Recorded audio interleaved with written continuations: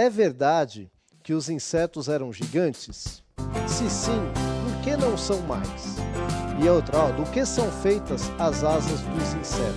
Então, primeiro assim, a gente tem que entender como é que os insetos respiram, né? Falaram muito aí de oxigênio e tal. E uma das coisas que limita hoje o tamanho dos insetos é a forma deles respirarem, tá? Porque a gente usa aqui o nosso sistema respiratório, a gente tem praticamente concentrado onde vai entrar o oxigênio e tal, e aí vai lá para a troca gasosa. No caso dos insetos, não, eles vão ter uma coisa chamada traqueídeo, que vai por todo o corpo, como se fossem caninhos.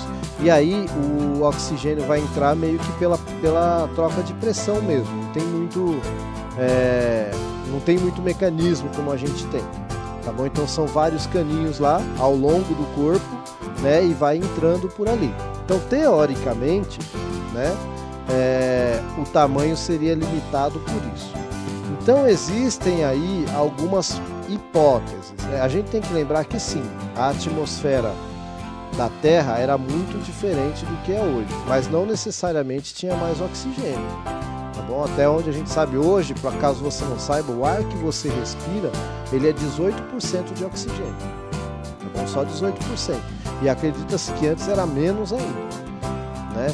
E aí a gente tinha muito gás carbônico, que aí com a fotossíntese ao longo de milhões de anos tal, foi sequestrando, né, esse gás carbônico, foi diminuindo a quantidade e tal.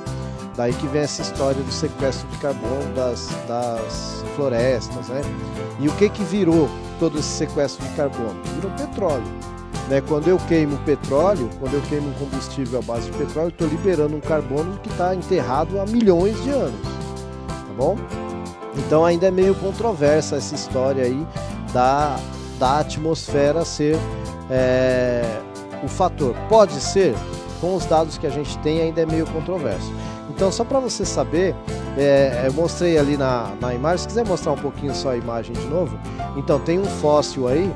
Esse cara, ele é chamado de meganeura, tá bom? É como se fosse uma libélula e ele chegava a ter 75 centímetros de envergadura, né? Então, praticamente 2 réguas e mais alguma coisa aí, né? 75 centímetros, tá bom? Então era bem grandão, tá? E ele parecia muito com a libélula, então para comparar com as asas eu deixei até uma libélula aí, tá bom? E tá então quitina, é uma espécie de um açúcar, tá bom? Inclusive é o mesmo açúcar que é encontrado na célula dos fungos.